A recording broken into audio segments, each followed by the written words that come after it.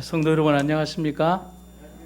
지난밤에도 많은 비가 내렸는데 성도님들 가정에 많은 일들이 없기를 바랍니다. 특별히 오늘 이 안식일에 특별히 감사드리는 한 분은 우리 안건식 성도님.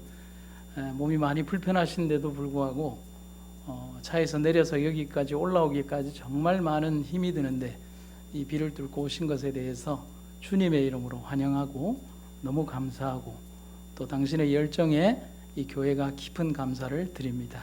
감사합니다. 약 2달 전 가까운 지인 한 분으로부터 연락을 받았습니다.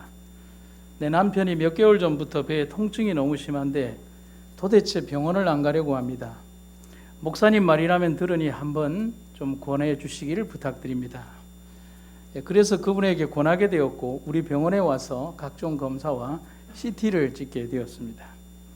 검사 결과를 통보받기 전에 우스갯소리로 그분이 제게 이런 말을 했습니다. 목사님 다 좋은데 췌장암만 아니면 좋겠습니다. 그런데 검사 결과는 췌장암이었습니다. 상당한 충격을 받은 그분에게 그래도 조금 더 정확한 검사를 위해서 대학병원에 가서 다시 한 번의 검사와 수술 등에 대한 문제를 진행해 보라고 권했습니다. 그리고 대학병원으로 가기 전에 잠시 집으로 돌아간 하루 동안 그 짧은 하루의 시간 동안 모든 것을 다 정리했습니다. 부동산과 은행의 여러 가지 그리고 자신이 정리할 수 있는 모든 것들을 하루 만에 다 정리한 것입니다.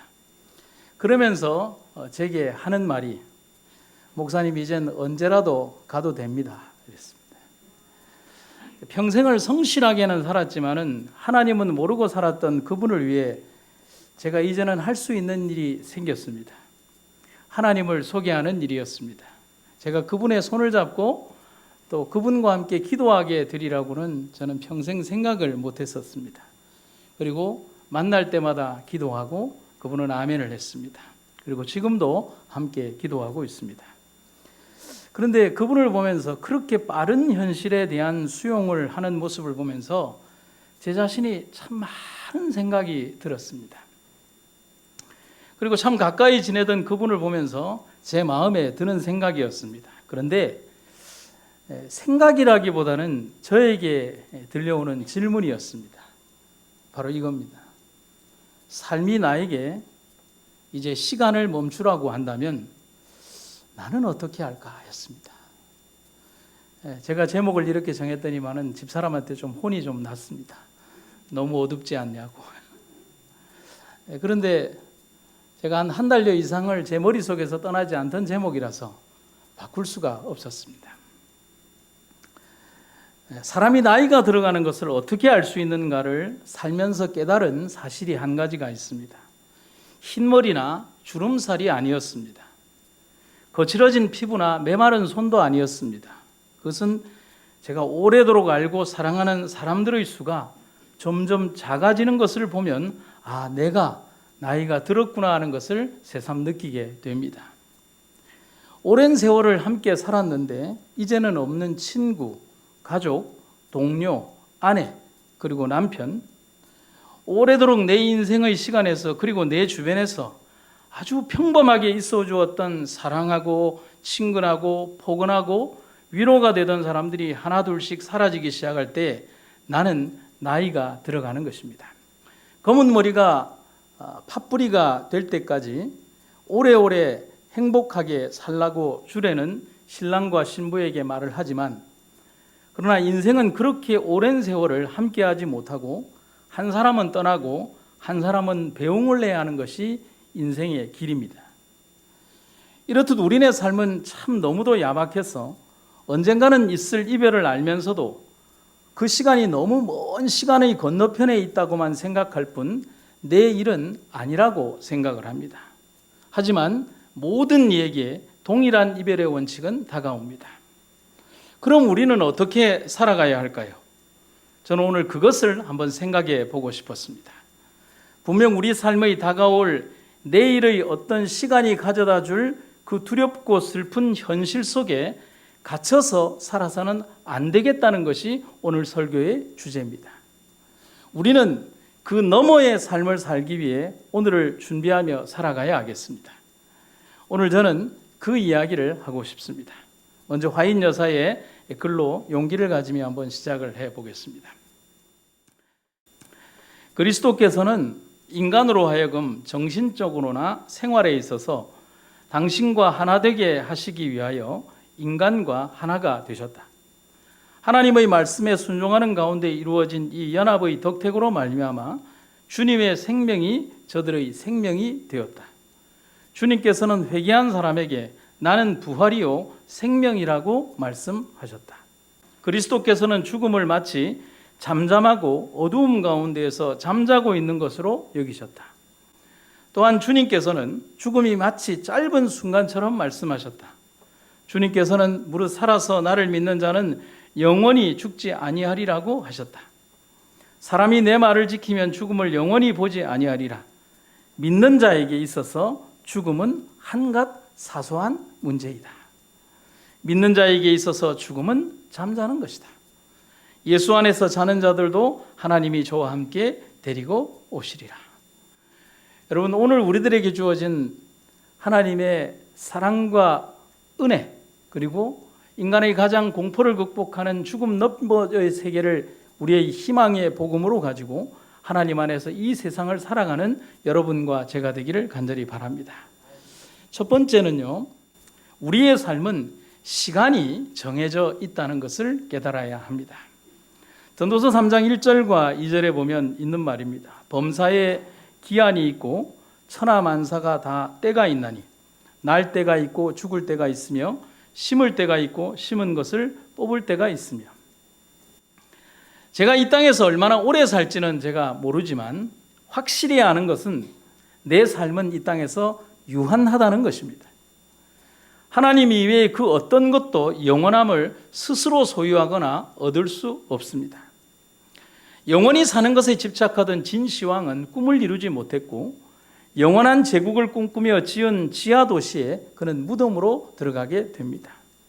성경 속 느부갓네살 왕도 그랬습니다.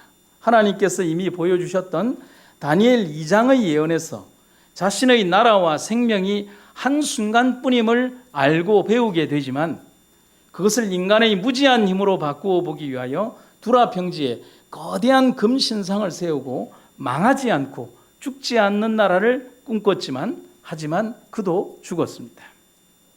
그래서 죽음은 인류의 역사와 가장 오래된 삶의 여정이지만 경험해보고 물릴 수 없는 유일한 인생의 마지막 거래이기에 인간은 이해하기 어렵습니다. 그래서 파스칼은 이 죽음에 대해서 이런 의미심장한 말을 남겨주고 있습니다. 나는 내가 곧 죽는다는 사실에 대해서는 안다. 하지만 결코 피할 수 없는 그 죽음이라는 것에 대해서 어느 무엇 하나 아는 것이 나는 없다. 그래서 우리의 삶을 한마디로 표현한다면 제가 자주 쓰는 표현 가운데 종량제 인생이라고 말할 수가 있겠습니다. 언제부터인가 우리 삶에 나타난 종량제라는 말이 삶에 훅 다가왔습니다. 제일 먼저 일상에 등장한 쓰레기 봉투를 생각해 보면 적용이 아주 쉽습니다. 양이 안정된 봉투를 돈을 주고 사서 그 안에 일정한 양만 버리게 됩니다. 그런데 문제는 이 종량제 봉투는 느릴 수가 없다는 것입니다. 물론 느려서 쓰는 분들도 있습니다. 억지로 더 넣거나 넘치게 넣으면 어떻게 되죠? 찢어지죠. 그래서 여러분 길거리에 가다 보면 외과 시술이 된 종량제 봉투를 많이 보시죠. 이렇게 가로로 찢어지거나 세로로 찢어져서 거기를 이렇게 외과 시술을 해서 테이프를 덕지덕지 바르거나 아니면은 자기 덩치 배만큼을 넣고서 위에다가 또 이렇게 산을 만든 그런 종량제 봉투를 여러분들이 보십니다. 잘 넣으면 조금은 더 들어가겠지만 결국은 종량제 봉투가 가지고 있는 그 범위를 넘어갈 수가 없습니다. 그걸 보면서 우리가 뭘 깨닫느냐면 우리네 인생과 다르지 않다는 것입니다. 그래서 야고보 선지자는 야고보에서 이런 얘기를 합니다. 여러분의 생명이 무엇입니까? 사실 여러분의 생명은 잠깐 나타났다가 어느새 사라져버리는 안개일 뿐입니다 라고 말을 하고 있습니다. 그래서 바울도 탄식하며 로마서에서 이렇게 말을 하고 있습니다. 오호라 나는 곤고한 사람이로다. 이 사망의 몸에서 누가 나를 건져내랴. 죄와 사망에 처한 절박한 인간의 마음을 바울은 그 마음을 한 문장으로 표현한 것입니다. 그러나 오늘 제가 드리고 싶은 말씀은 이 그러나 이후부터입니다. 그러나입니다. 그리스도인은 분명히 죽음에 대한 다른 시각을 가져야 하고 시간에 대한 다른 개념을 가져야 한다는 것입니다. 그리고 성경이 말하는 교훈에 귀를 기울여야 합니다. 우리는 이 땅에 살면서 우리의 육체가 낡아지니 탄식할 수밖에 없습니다. 편하고 고통 없이 살다가 어느 날 갑자기 하늘로 올라가는 것은 희망사항일 뿐입니다. 환여사의 자서전 말미 부분에 보면 사랑하는 남편을 따라보내면서 그들이 겪었던 고통과 그들의 육체적 질병으로 인해서 겪었던 그 고통들이 기록되어 있는 것을 보면 인간사 누구에게나 삶은 고통임을 말해주고 있습니다. 침례 요한은 목이 잘려서 죽었고 많은 사도들이 처참히 순교를 당했습니다. 오랜 투병 생활로 고통받는 사람은 어서 주님께로 가고 싶은데 그렇게 되지 않아서 너무 괴롭다라고 말을 하는 분들도 있습니다.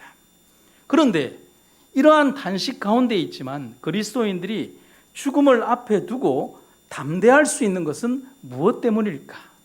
우리는 그것에 대한 답을 두 가지를 얻을 수가 있습니다.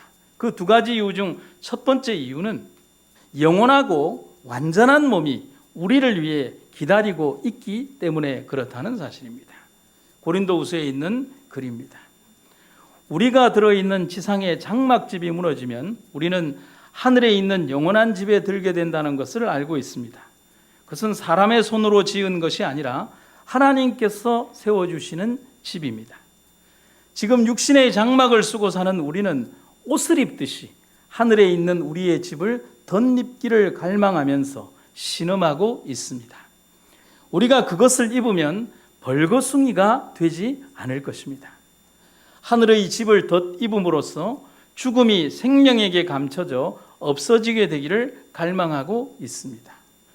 이런 일을 우리에게 마련해 주신 분은 바로 하나님이시며 그 보증으로 우리에게 성령을 주셨습니다. 그러므로 우리는 언제나 마음이 든든합니다. 그러나 육체에 머물러 있는 동안에는 우리가 주님에게서 멀리 떠나 있다는 것을 알고 있습니다. 사실 우리는 보이는 것으로 살아가지 않고 믿음으로 살아갑니다. 아멘. 여러분, 여기에서 제가 노란색 글씨가 보이십니까? 재미있는 비교적 표현이 이 바로 고린도후서 5장에 등장을 하고 있습니다. 사도 바울은 땅에 있는 우리의 장막집이 무너지면이라고 하는 사도 바울의 표현을 보면 우리의 몸을 뭐라고 얘기를 했냐면 우리의 몸을 텐트로 표현하고 있고 하나님이 마련하신 곳을 집이라고 표현하고 있습니다. 여러분, 이 두 단어는 엄청난 차이를 말해주고 있습니다. 아주 쉽게 사람의 언어로 표현된 집의 두 가지 표현, 전혀 다른 두 가지 재질과 속성을 말해주고 있습니다. 여러분, 텐트는 천으로 만들어졌고 추위와 더위에 약하고 바람과 비에 약하고 이동이 되고 그리고 삶이 제한적입니다. 하지만 집은 나무나 대리석으로 만들어졌고 추위와 더위와 비와 바람을 막아주고 고정적이고 그리고 뭐합니까? 영구적입니다. 차이가 있죠? 결국 바울은 고린도후서에서 우리에게 이렇게 말해주고 있는 것입니다. 그리스도인은 죽음을 통하여 모든 것을 잃어버리는 것이 아니라 더 영원한 것을 소유하고 얻게 되는 문으로 들어가는 것이다. 여러분, 그래서 기독교의 긴 기간 동안 박해와 죽음을 이기고 교회가 지금까지 말씀의 순수성을 유지할 수 있는 것은 바로 죽음에 대한 공포를 이기는 이러한 약속이 있었기 때문인 것입니다. 여러분, 감사하십니까? 감사합니다. 그래서 16세기 영국의 청교도 목사인 바바소 포엘은 바로 우리에게 이런 고면을 해주고 있습니다.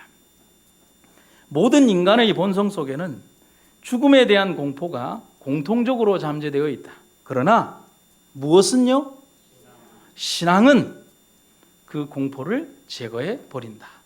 나는 아멘이라고 말씀을 드리겠습니다. 여러분, 그리스도인이 죽음을 웃음으로 맞이할 수 있는 두 번째 이유는 우리에게 더 완전한 삶이 기다리고 있기 때문입니다. 요한 선지자를 통하여 기록된 책 요한계시록에는 이 땅에 펼쳐질 영원한 하늘나라 예루살렘 성이 이 땅 위에 내려오는 광경을 묘사하는 장면이 있습니다.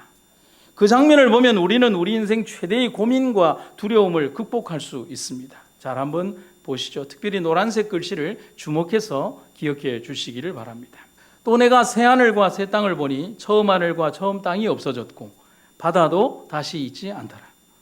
또 내가 보매 거룩한 성새 예루살렘이 하나님께로부터 하늘에서 내려오니 그 준비한 것이 신부가 남편을 위하여 단장한 것 같더라.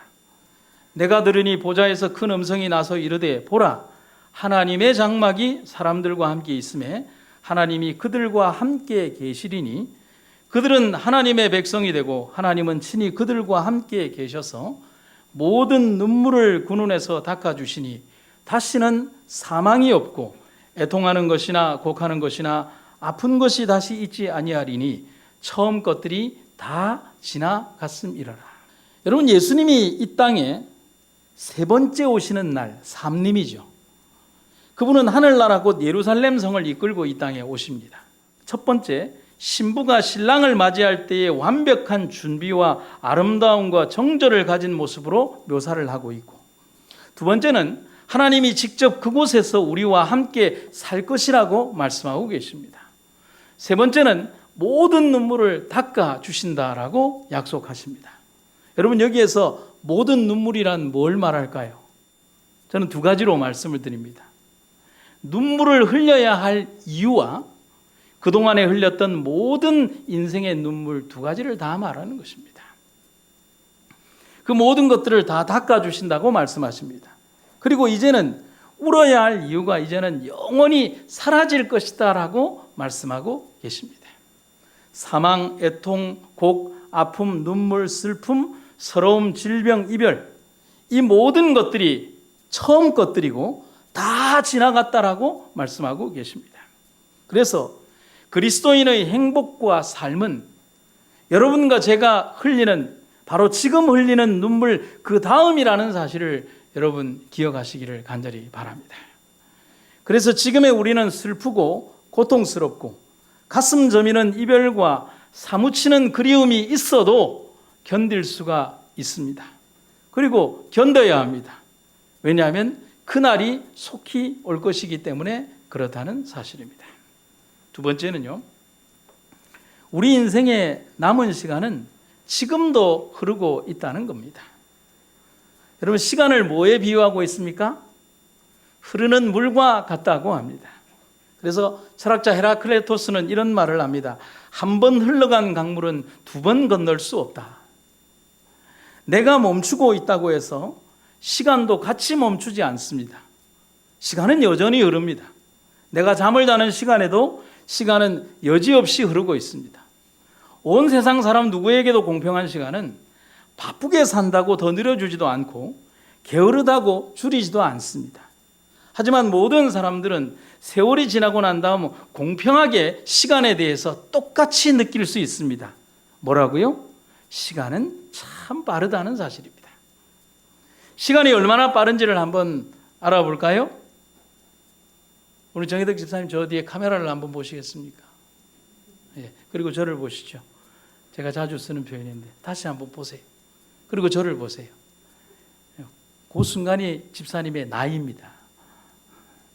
뒤를 돌아보았다가 앞을 보니 지금의 내 나이만큼의 세월이 흐른 겁니다. 한여름밤의 꿈처럼 말이죠.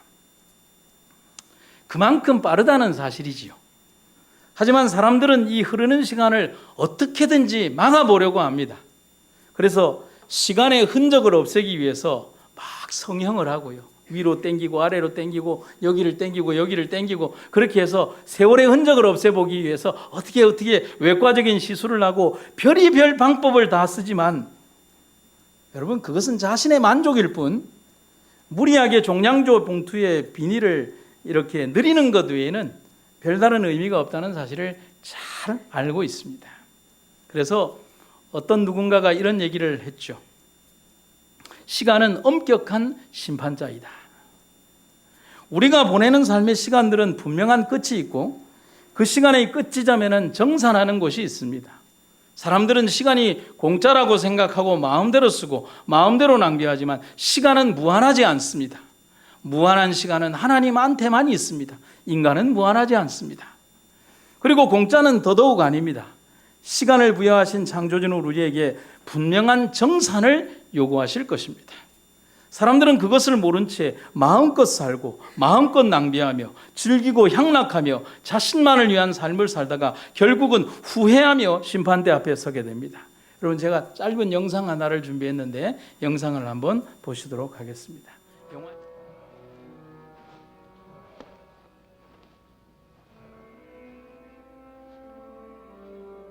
You know the charge.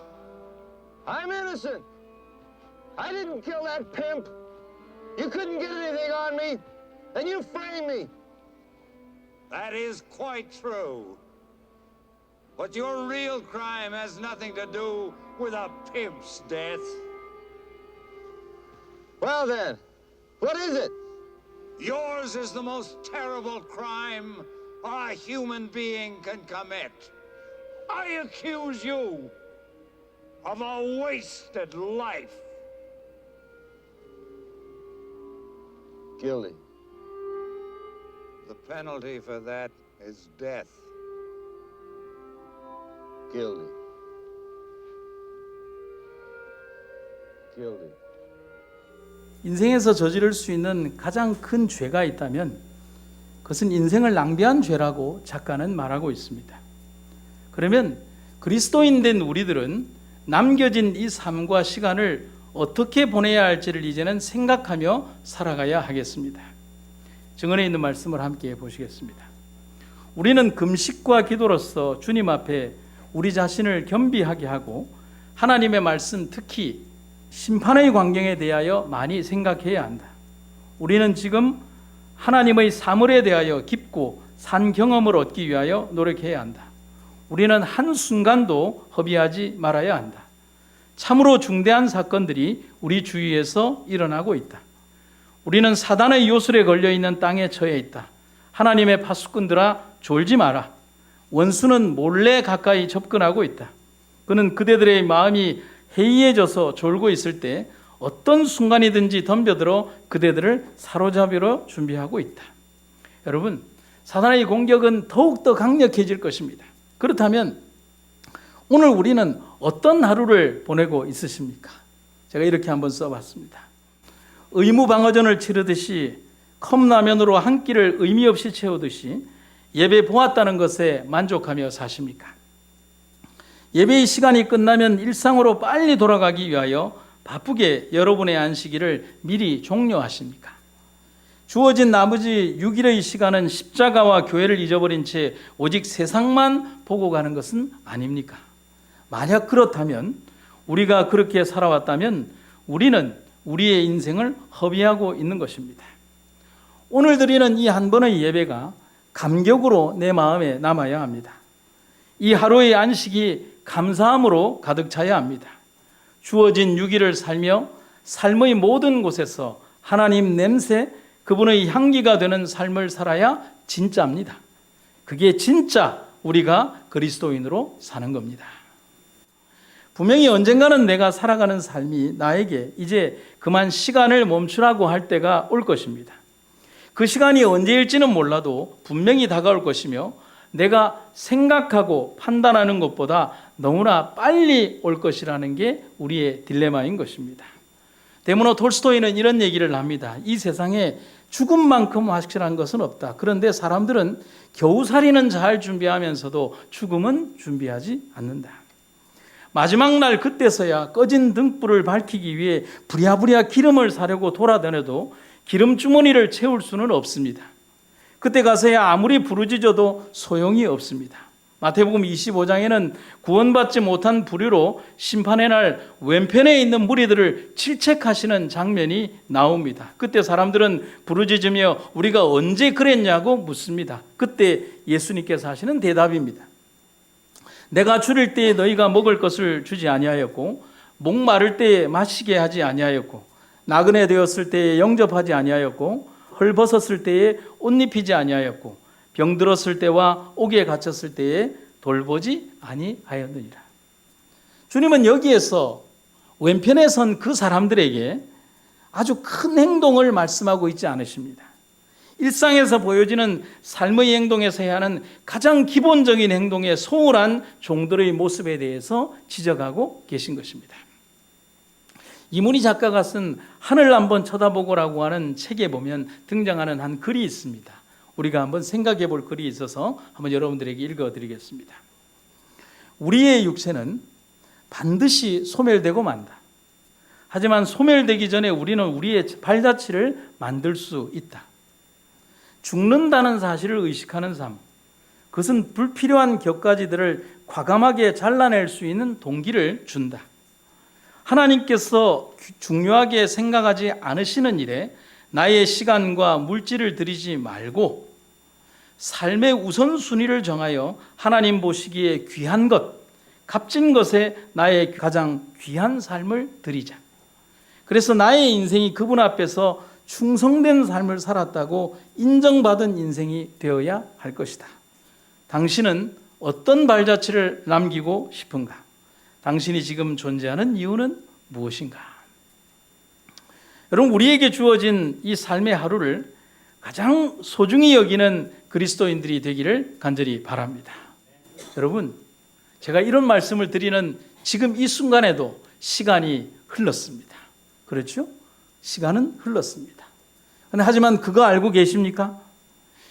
시간이 흐른 그만큼 하늘은 더 가까워졌다는 사실을 말입니다.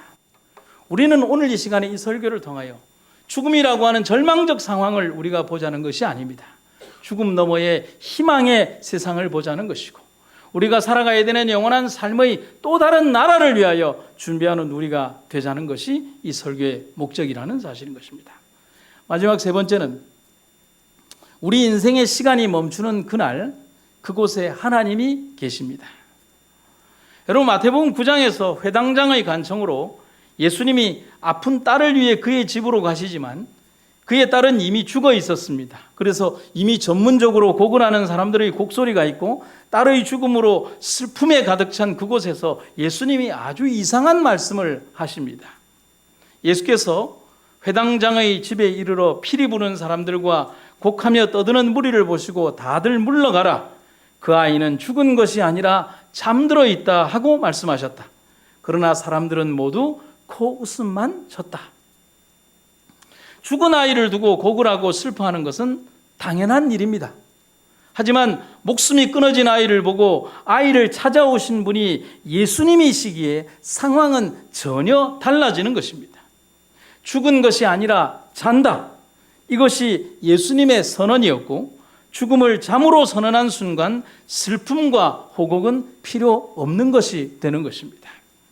바로 이 장면이 마지막 종말의 시대를 살아가는 그리스도인들이 죽음에 대하여 가지는 정확한 관점과 믿음이 되시기를 간절히 바랍니다. 하나님께서 다윗을 통하여 말씀하십니다. 여호와께서 그 사랑하시는 자에게는 잠을 주시는도다. 바울을 통하여 이렇게 말씀하십니다. 보라, 내가 너희에게 비밀을 말하노니 우리가 다 잠잘 것이 아니요 마지막 나팔에 순식간에 호련히 다 변화되리니 나팔 소리가 나며 죽은 자들이 썩지 아니할 것으로 다시 살아나고 우리도 변화되리라. 그리고 하나님이 다니엘에게도 이렇게 말씀하십니다. 그러니 그만 가서 쉬어라. 세상 끝날에 너는 일어나라. 여러분, 그래서 하나님 앞에서 죽음은 시간이 잠깐 멈추는 것일 뿐입니다. 그 시간의 멈춤을 잠자는 사람들은 알 길이 없습니다. 10시에 잠이 든 제가 아침 7시에 일어났다면 제가 그 9시간을 인지하지 못하는 것과 같습니다. 여러분, 제가 밤새도록 잠을 자고 난 이후에 7시간, 10시간의 삶을 다 기억하고 있다면 저는 잠을 잔 것이 아니겠지요.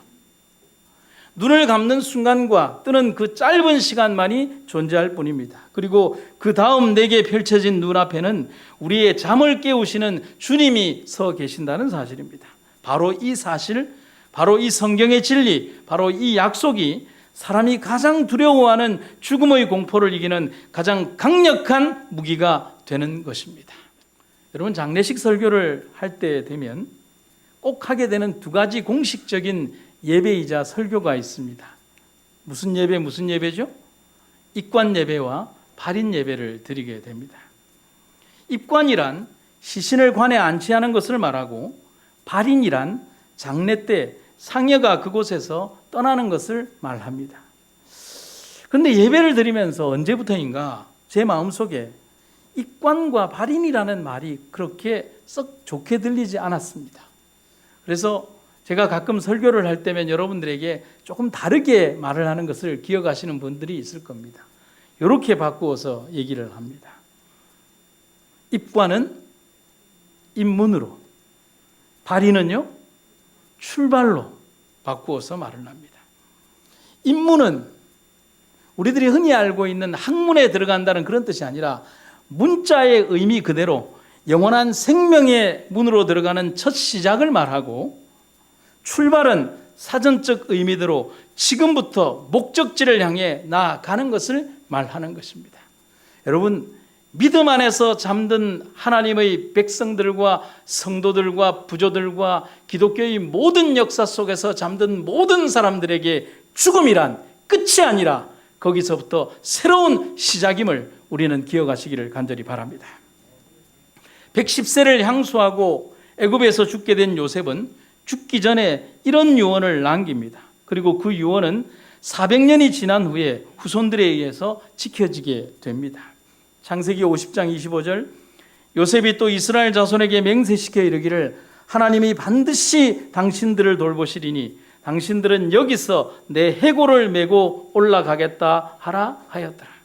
출애굽기 13장, 이스라엘 자손이 애굽 땅에서 대열을 지어 나올 때에 모세가 요셉의 유골을 가졌으니, 히브리서 11장 22절, 믿음으로 요셉은 죽을 때에 장차 이스라엘 백성이 이집트를 떠나게 될 것임을 말하면서 이집트를 떠날 때 자기 유골도 반드시 함께 가지고 나가달라고 당부했습니다. 왜요? 여러분, 요셉은 왜 이렇게까지 하라고 말을 했겠습니까? 이 두 성경절의 시간적 차이는 약 400년이나 있는데 말입니다. 자신의 뼈조각이 그만큼 중요하다는 것을 강조하려고 그렇게 했을까요? 아닙니다. 하찮은 자신의 뼈조각 때문이 아니라 그들에게, 그리고 그 후손들에게 우리가 지금 살고 있는 이 애굽 땅이 영원한 안식처가 아님을, 그리고 분명히 하나님의 약속과 소망의 나라를 바라보고 이 땅에 뿌리 내리지 말기를 바라는 그의 마음에서 말하는 것입니다. 여러분, 우리도 그래야 합니다. 그래서 모세는 400년 전 묻혀진 애굽의 뼈조각을 애굽에 남겨두지 않고 약속의 탁출 행렬이 시작될 때 가지고 나온 것입니다. 여러분, 그렇다면 우리도 준비합시다. 삶의 마지막 여정을 위하여 분명히 오늘 준비해야 합니다. 여러분, 걱정하지 마십시오. 우리의 삶이 멈추는 어느 순간에도 하나님이 그곳에서 우리를 반겨주실 것이라는 사실을 믿음으로 나아가시기를 간절히 바랍니다. 여러분, 제가 제 친구 이야기를 좀 하고자 합니다. 예전에 짧게 언급했던 친구인데요, 정진호 목사입니다. 고등학교 시절 이 부산에 있는 고등학교에 2학년이 될 때까지 정진호 목사가 안식일을 교인인 것을 저는 몰랐습니다. 언젠가 부산 지역의 연합 학생 집회를 갔는데 그곳에 가보니까 시커멓고 큰 덩치에 얼굴은 못생긴 친구를 봤습니다. 교회에서는 몰랐지만 학교에서는 너무나 유명한 친구였습니다. 그때 당시 100m 거리를 10초대에 돌파하는 대단한 학생이었습니다. 이미 중학교 때 88 올림픽 유망주로 각광받던 아이였습니다. 그런데 그런 친구가 같은 안식일 교인이었습니다.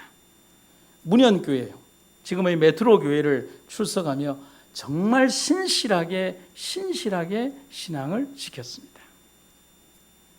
육상선수 생활은 접었지만 동아대학교를 진학했고 그리고 공부를 열심히 했습니다. 제가 가끔씩 그의 집에 놀러를 갔는데 이 정진호 목사의 집은 가난했고 참 작았습니다. 들어가 보니 딱 봐도 잠을 잘 수 있는 크기가 아니었습니다. 어떤 집이었냐면 옛날 문현동 삼복도로 개울가 위로, 여러분 개울이 있으면 그 개울가 위로 이렇게 나무 막대기를 이렇게 얼기설기 엮어가지고 집을 이렇게 개울 위로 확장해낸 집들 여러분 아시죠? 그런 하천 위가 이 정진호 목사 형제의 집이었습니다. 방이었습니다. 들어가 보니까 이 사이즈가 도저히 그 친구의 키가 거의 1m 90에 가까운데 잠을 잘 수 있는 크기가 아니었습니다. 보니까 저는 잘 수 있는데 우리 그 친구는 잠을 잘 수 있는 방이 아니었습니다. 책상도 있었고 뭐 짐도 있었고. 하지만 제 친구 정진호 목사는 제게 아주 희한한 광경을 보여줬습니다. 책상 밑으로 다리를 쭉 집어넣고 몸을 대각선으로 이렇게 쫙 한 다음에 문을 닫고 그 대각선이 이제 문이 닫힌 모서리에 거기에다 머리를 딱 대니까 1m 거의 90에 가까운 이 정진호 목사가 딱 거기에서 그렇게 움직이지 못하게 잠을 잘 수 있었습니다. 그때 저는 삼가 감수의 위대함을 깨달았습니다. 그렇게 어렵게 공부를 하고 대학 공부를 한 친구는 목회의 꿈을 버리지 못하고 신학과를 다시 가서 목회의 길을 걸었습니다. 열정적이면서 불같았고 모든 일을 하려고 한 친구는 이런 일화가 있었습니다. 대구 삼육초등학교 교목 시절에는 학교의 어려운 사정을 감안해서 학교의 대형 버스를 운전하는 기사 역할도 했습니다. 대형 면허를 직접 따고, 그리고 사비로 기사복을 맞추고 모자도 사고 하얀 장갑을 끼고 그렇게 있는 몇 년 동안 운전을 하며 아침에는 기사로 아이들을 픽업해오는 버스 기사로, 그리고 낮에는 설교를 하고 아이들을 가르치는 교사와 목사로 목회를 했습니다. 그런데 그가 병이 들었습니다. 강철 같은 친구였지만 암에 걸렸고 투병이 시작이 되었습니다. 오랜 투병이 있었지만 하나님의 뜻은 제 친구 정진호 목사의 치유가 아닌 쉼이 하나님의 뜻이었나 봅니다. 그리고 정 목사가 주 안에서 잠들었습니다. 장례가 치루어지던 그 3일 동안 저와 몇 명의 친구들은 빈소를 지켰습니다. 그리고 마지막 장지에 갔습니다. 여러분 이 사진 기억하십니까? 제가 언젠가 한번 보여드렸던 사진입니다. 매장이 끝나고 마지막 봉분 작업이 이루어지던 시간, 잘 계시던 어머니가 아들의 영정사진을 부여잡고 울기 시작했습니다. 모두가 울었습니다. 한없이 울었습니다. 그런데 그 어머니를 위로할 어떤 말도 떠오르지가 않았습니다. 그리고 내 마음에 들어온 하나님의 생각이 있었습니다. 아들을 잃은 어머니를 위한 위로는 이 땅에 있지 않다고 말입니다. 아들을 잃은 어머니를 위한 위로는 하나님이 주실 그 하늘에만 위로가 있다고 말입니다. 이 어머니를 위로하실 수 있는 유일의 분은 하나님 밖에 없다고 말입니다. 사랑하는 성도 여러분, 우리는 이러한 고통 속에서 우리는 무엇을 보아야 하겠습니까?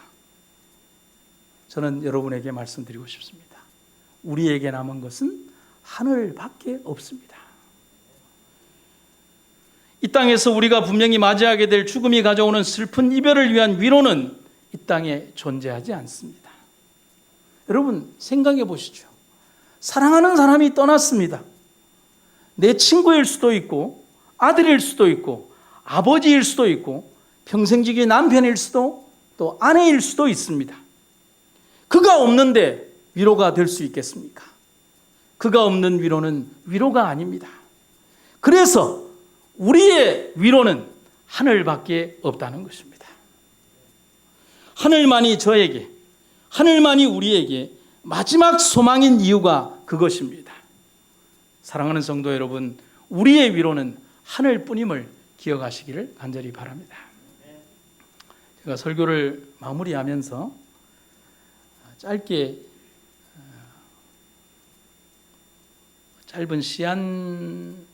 짧은 시를 좀 짓게 되었습니다.